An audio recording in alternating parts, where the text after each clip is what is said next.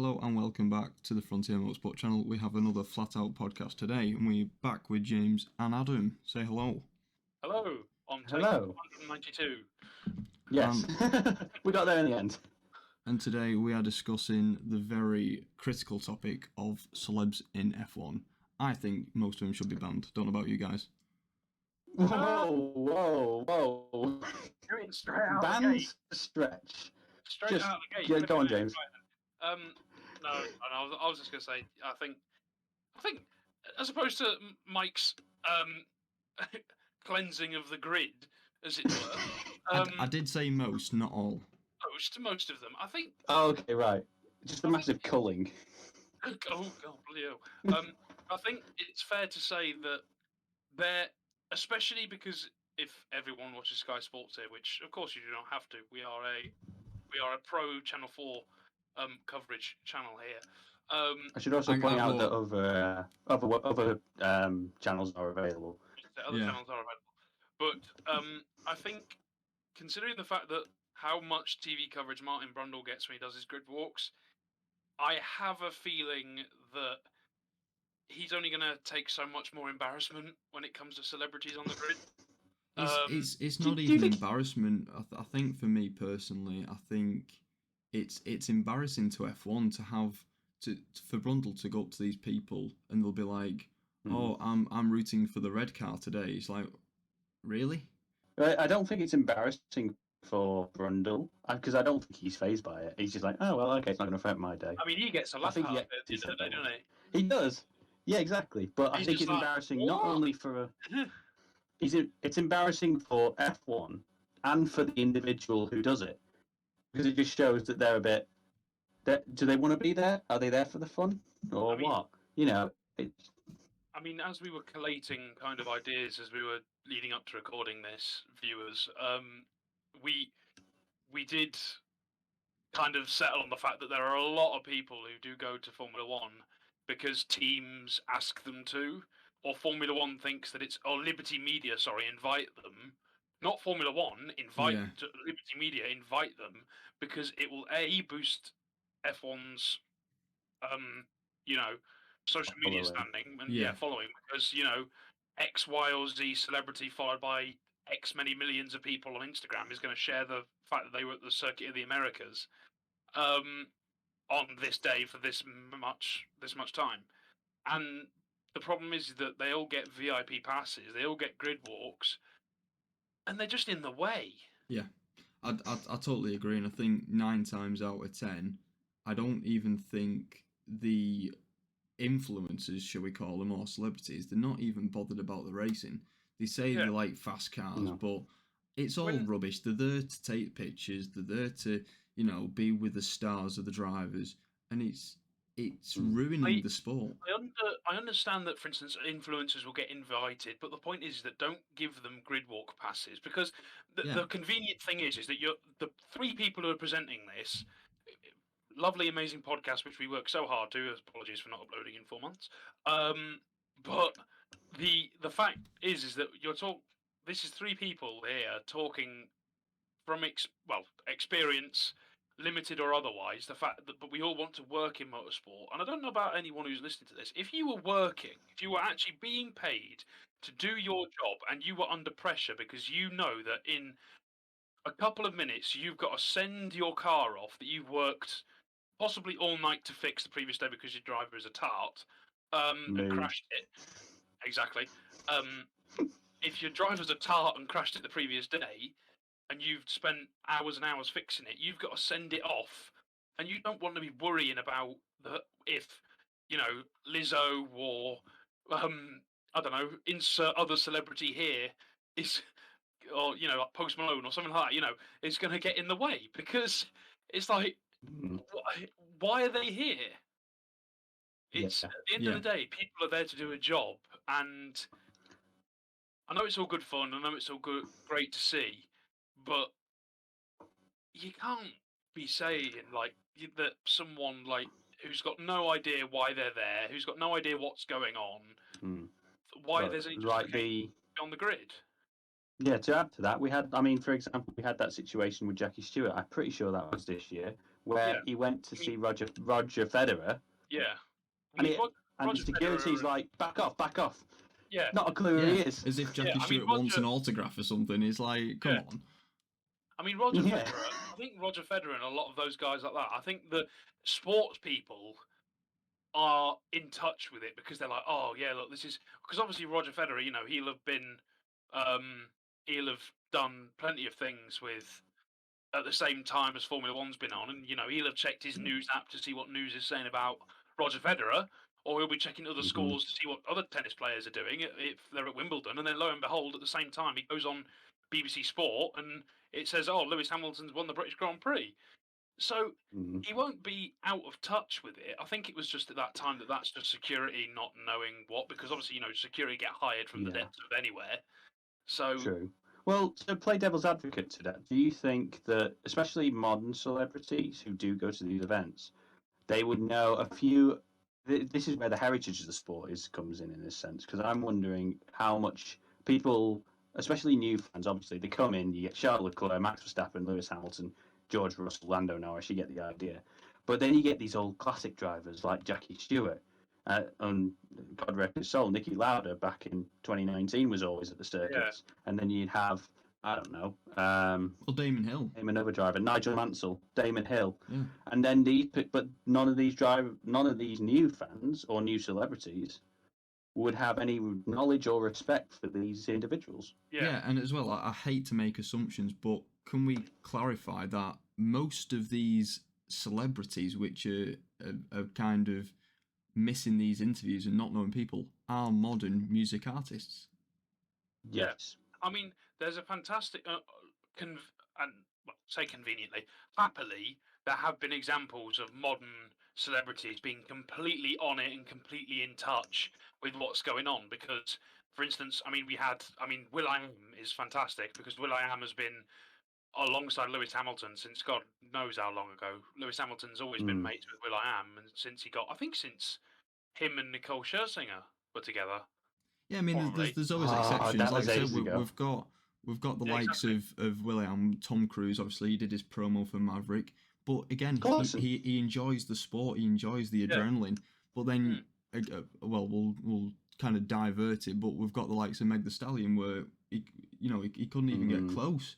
He's trying to ask questions. Serena Williams.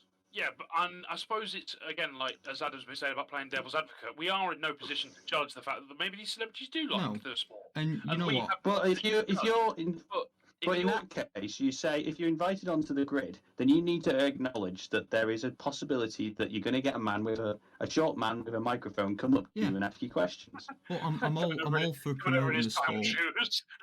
You know, it's great that they are getting awareness to people who may not know the sport. But do you not think we're taking it a bit too far? Yeah. Yes, a little bit.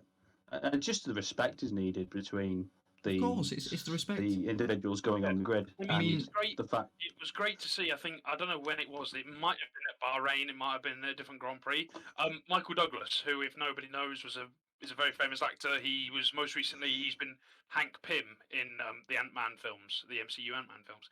He came up with his very lovely wife, Catherine Zeta-Jones. If anyone doesn't know her, look her up. I'll leave that where it is.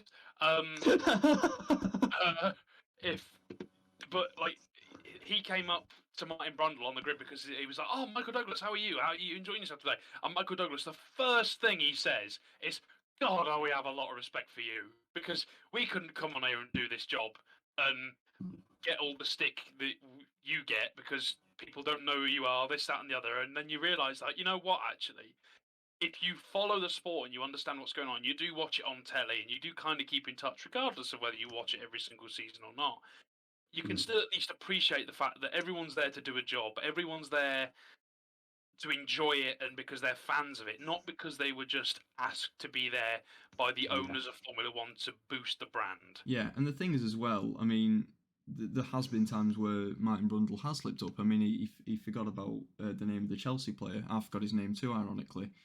But, oh well, who cares? We're not football fans. He's everyone makes mistakes, but it's the fact of when he does go to them and either they forget who he is or he forgets who they are, they don't sort it out. They just kind of they ignore Brundle and they just try and think they're above him, which is wrong. Yeah. I mean, it's a bit.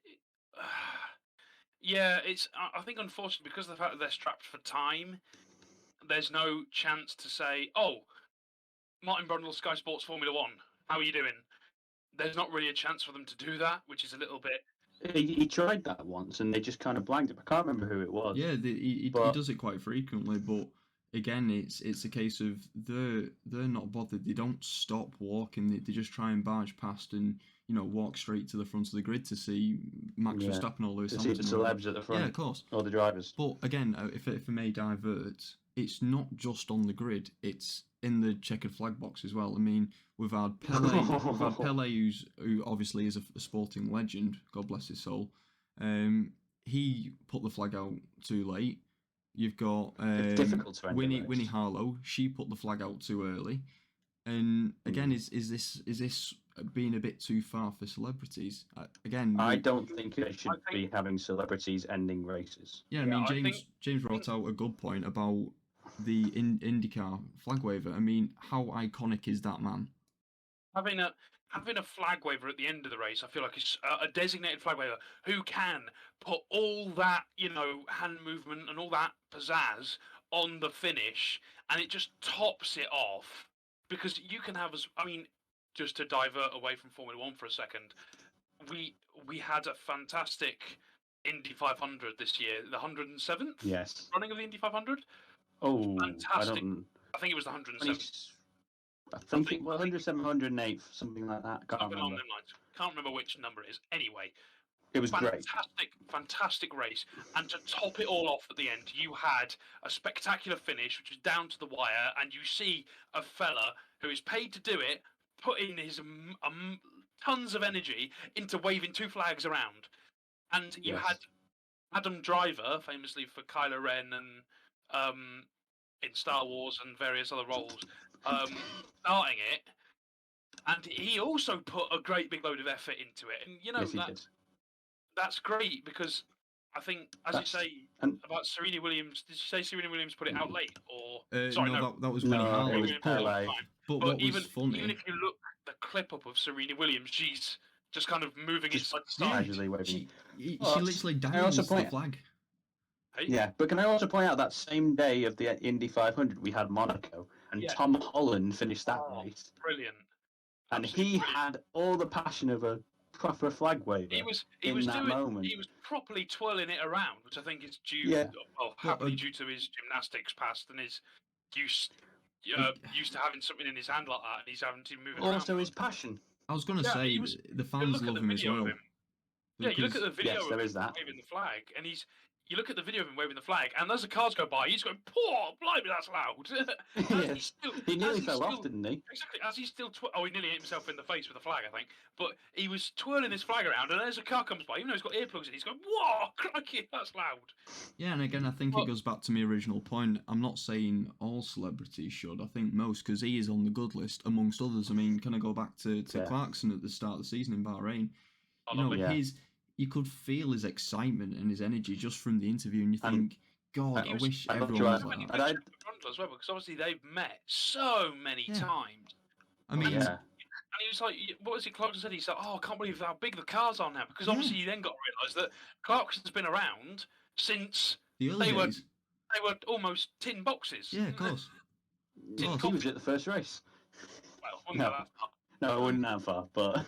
Yeah. Hey, but I'll tell you, I want to add another name who has probably the best passion for the sport and the best interview ever. And I can't remember what year it is for the life of me. Guy Martin. Oh, Guy Martin. yes. Was he at one of them? He was at COTA. I can't remember what year it was, but he was talking to the commentator, and the commentator could not keep up with him. He was just like, I have no idea what you're trying to tell us. I think that was a bike race. Do you know shit, was it this? Oh, was it MotoGP? No. I think it was MotoGP, but you are on the right lines because I think they interviewed Guy Martin when he was doing the challenge. Yeah, it was. Sorry, boys. I completely forgot about this. Do you remember the Ozzy Osbourne interview? Oh, where he I've just not made seen that. noises. My daughter's here. My daughter's here this weekend. And even Brundle turned around and said, "I'll think of a question to answer that." And I just think, yes. what more can he say? He's literally asked a question and then just made noises, and I just think that to be fair, Ozzy might be really interested in Formula One, but okay, that's you guys... not his fault. Oh, Rowan Atkinson. brilliant again. Rowan's a Brilliant. racer. Fantastic, because Rowan Atkinson is a complete and utter racer.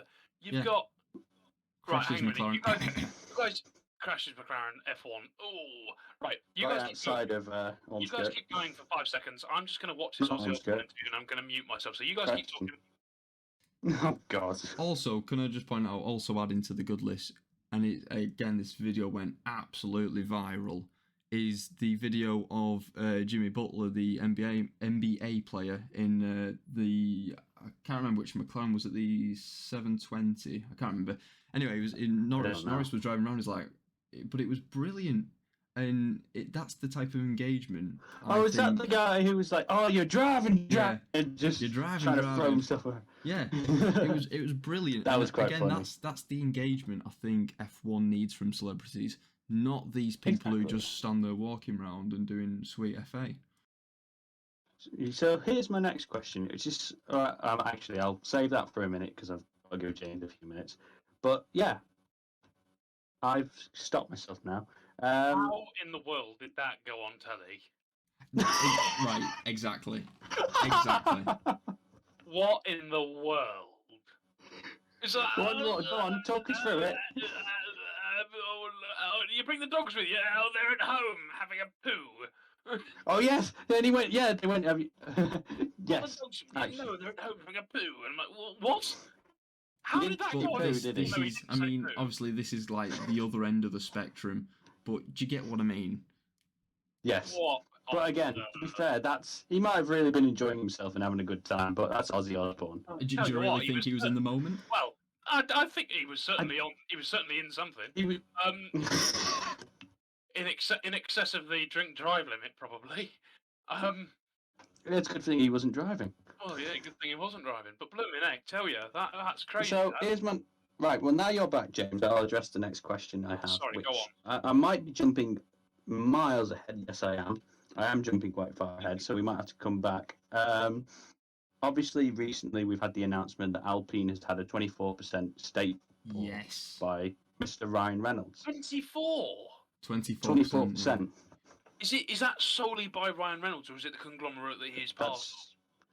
I'm not quite sure on that. I was going to say I'm not sure who's the major shareholder, but it's a big chunk. To clarify, I have followed this quite closely. The Alpine has received some major cash injection from a conglomerate of Hollywood celebrities and various businessmen and women who, for instance, they bought AC Milan, and obviously Ryan Reynolds and his friend, I can't remember his name, apologies, but I can't remember. Rob McElhenney, or something like that. I can't pronounce his surname. I have nothing to add here. I think it's McElhenney, or something like that. They bought obviously Wrexham FC, AFC Wrexham. I can't remember which it is, but sorry, not football fans here if you can't tell, viewers. But it's essentially that they are part of a conglomerate which has bought a large stake in Alpine. So can I just point out? I mean, for those of you who have seen Welcome to Wrexham on Netflix, is it on Netflix or is it on Disney? I can't remember. Anyway, whatever streaming platform it may be, if you've seen Welcome to I can't even speak. Welcome to Wrexham. We have David Tweaks. It's quite interesting on what they've actually done, because they've not just kind of spent loads of money and gone, oh, let's see my return. They've put so much into it. I mean, they've rebuilt the stands. They managed to get the club back under community ownership, which is a so how have they done that? Because obviously I've not seen it, and I don't know if James has seen it. I'm assuming you have. Been an influencer. I mean, the sponsors that they've brought in. Fair enough, Aviation Gin is one of Ryan Reynolds' companies, but they've got like TikTok on board. Spoiler alert, guys. Yes. Spoiler alert. Sorry, yeah. Well, I mean, it has been out for a while, so hopefully there shouldn't be any spoilers. Joe, just. But again, got TikTok on board. TikTok was one of the main sponsors of Wrexham. I mean, to get something like that on board, that's funded the club massively. Now, I know, obviously, with Alpine, he's not going to be able to get that much financial benefit, shall we say?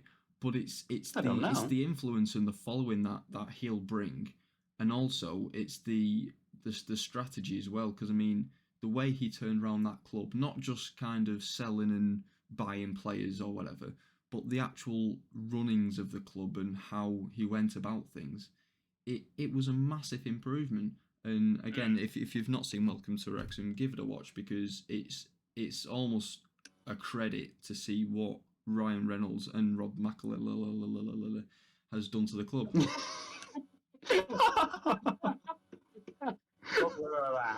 Yeah, I'll just leave it there. Oh God. Okay. Yeah, no, but you're very right, Mike. Be fair, you're very right. The fact that they've bought into motorsport in that way is interesting to see, because it will possibly mean that, you know, we could see more Hollywood kind of based projects, a bit like, you know, Brad Pitt's F1 film that's being developed, and obviously we'll see at Silverstone this year. Yeah, see some major stuff happening at Silverstone, which is going to be interesting. I just remembered something as well. Do you know how we talked about will.i.am being brilliant? Why did he make that song? What song? What do you mean, what song? The song that was played at, was it Miami? Hey? I don't remember. Oh, come on, guys. Right, that I ain't watched Formula 1 for a while, brother. What you on about? He made a song for Formula 1. I think I was at Brand Hatch when Miami was on. I was going to say, sorry. I was working with BTCC. Oh yes, I'm sorry. I was doing British Touring Car. I was going to say, for those who don't know, Adam has got a place at Speedworks in Touring Car, so big up Adam. Yeah, Toyota Gazoo Racing. It's at this point where we all say, ooh! So, and fun fact of the day, he owns a bumper. Yes, I do! We can't ignore the bumper. Yeah, the bumper was a write-off, and they was going to throw it in the bin, and he stole it. But you did ask permission for it, you didn't just steal it. No, of course I didn't. I think he got away with saying it was given to him. Yeah, he was allowed to take it. Yeah. Yes, 100%. Yeah. Otherwise, I wouldn't have taken it. But anyway, we've gone a little bit off track. Yes, we have. I apologise. Right, predictions then. Ryan Reynolds, Alpine. Is it going to work? Is it not going to work? I think in terms of cash flow and in terms of their kind of influx of influx of popularity with the sport, and possibly the introduction of like new documentaries, you know, like Welcome to Wrexham, but for Alpine or for just Formula 1 in general, which isn't as dramatic as Drive to Survive. It's a little bit more low key. Then I think that'll be really good. I think that's a good thing. Because obviously, you know, you get what? No, I do agree with you. Sorry, I heard someone go, That was me. I'm not sure, because I just don't know if it is going to work. I don't want to cut you off, but my thoughts. I mean, obviously he did it with Wrexham, and he's done an amazing job. He's changed, from what you were saying, Mike, he's changed the entire structure of the team, players, management, the lot. Obviously, Formula 1 is a different game. True. And I'm not sure. There's a lot more mechanical knowledge, there's a lot more aero, there's, you know, very, very, very technical sport. But you finding the people to fit those shoes is very difficult. Yeah, again, I agree with you, but he also doesn't know anything about football. But what he knows is how to get the people in. And I think I'm sitting on James's side of the fence for this. If he makes a documentary about the run-ins behind Alpine, I think that'll bring in a nice, tidy cash sum. Now, we're not going to be talking ridiculous amounts because at the end of the day, it is going to be a small percentage of the yearly turnover of an F1 team. But I do think it will contribute a lot to paying for aerodynamics or paying for staff or whatever it may be. Also, it's quite important to remember that Ryan Reynolds and Rob McElhenney bought Wrexham in its entirety for $2 million. They have only bought a stake, and so the conglomerate they're part of has bought a 24% stake, and then their stake in Alpine is even less.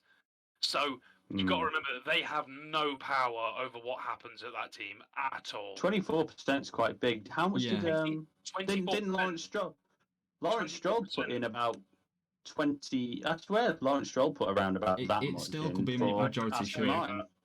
Yeah, I couldn't tell you about Lawrence Stroll, but the point is as well is that you need to remember that 24% split down into even less sums amongst the people who donated to that conglomerate. There's no way that they have any power over what happens at that team. I strongly believe even if they have got a position of power, they will not change it just for the shits and giggles. Because they did this with Wrexham. They didn't just say, well, I'm changing this and I'm changing that. They sat down with the community and said, listen, how best can they use us as Ryan Reynolds, as the face, as whatever? How best can Alpine use us? And I think that's what they'll do again. And if it works, I think it'll do bits, I think. Yeah.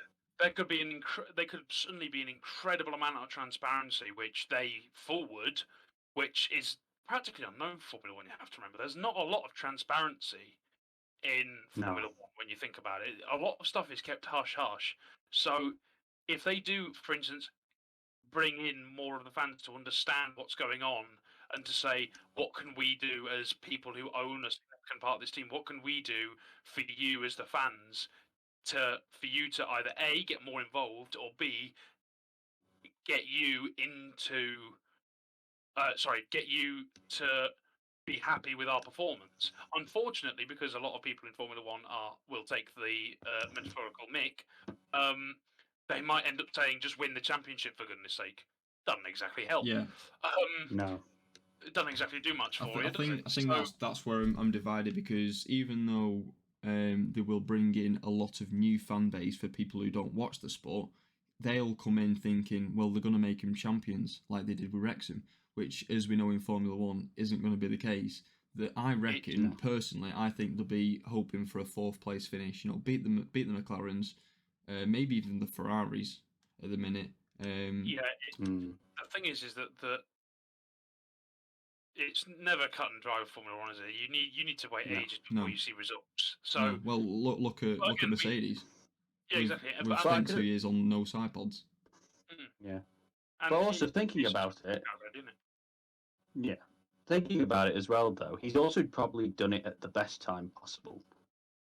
Because they're struggling with the battle for the midfield, aren't they? Well, it's not only that, but also in a few years' time, we've obviously got this sliding scale in the budget cuts and the wind tunnel time.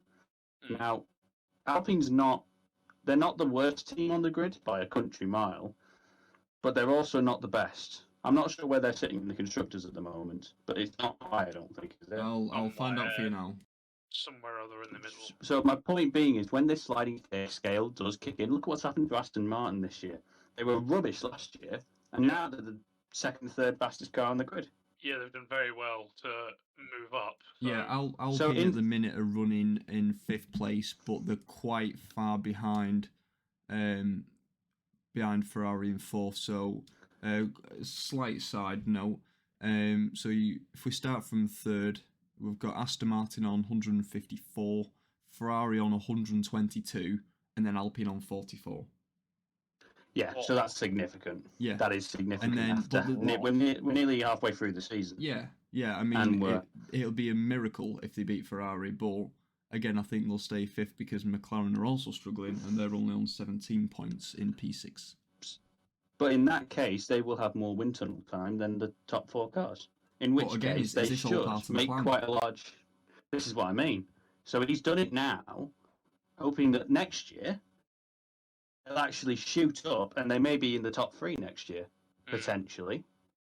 Here's one. And the cash flow, so that's the thing. They've had 200 million quid. Yeah, but that's nothing in Formula 1. Well, no, but well, it is. That's the entire budget. This year? True. Yeah, the budget's 144 million. How did you find that out? It's common knowledge. The budget each year is 145 million pounds. Right. I didn't know that. Here's one. Research and development for that current year's car and that current year's race program, it's 144 million pounds. Do you think? Right, sorry. bloody hell. Do you think that with the change of, as I use the term owners, shareholders, do you think there will be a driver change? Who's in there currently? It's a double French lineup. That's Esteban Ocon. No, I don't think there will be. I think, changing shareholders, they do not have that much power.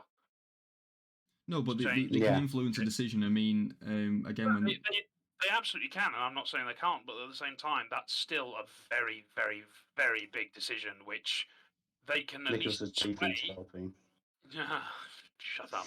I think that would have to be a very, very, very large problem with one of the drivers, which then means they have to then say, look, we need to think about changing a driver, which then the shareholders, including Ryan Reynolds, will have to say, okay, let's maybe look at someone else. So I think there's a series of events that need to take place before they can say yes or no or influence the choice of a driver, I think. If you understand where I'm coming from. I think so, yeah. Yeah. So it's like, let me rephrase that. X, Y, and Z has to happen, which all have to be bad things in terms of driver performance before the market is open to Alpine to say, right, we want a new driver, and then. But that's going to be the case. Yeah, exactly. Because at the end of the day, the team principal will report to the shareholders and say, listen, this is what I would like. Is it a good idea? Oh, yeah, and that's what I'm saying. It's like a few things have got to go wrong. Quite a few things have got to go wrong first before that becomes a point of interest. They've got 44 points halfway through the season, nearly. That's not a good sign, really. Exactly, and you never, again, that might happen this year. It might happen this year. If it doesn't, it doesn't. But, like, if it comes down to it and Otmar Zaf now, I can't even remember how to say his name. Something along those lines. Excuse me. If he comes to the shareholders and the team CEO and says, "Look, we have to change a driver because the X driver is not performing very well. We got to change him out because we are not going to get points with him, and they don't seem comfortable." And the shareholders, which do include that conglomerate, will then be able to say, "Okay, we want to change it," and I'm sure then that things will be a bit different. I'm just going to say that things will then open up for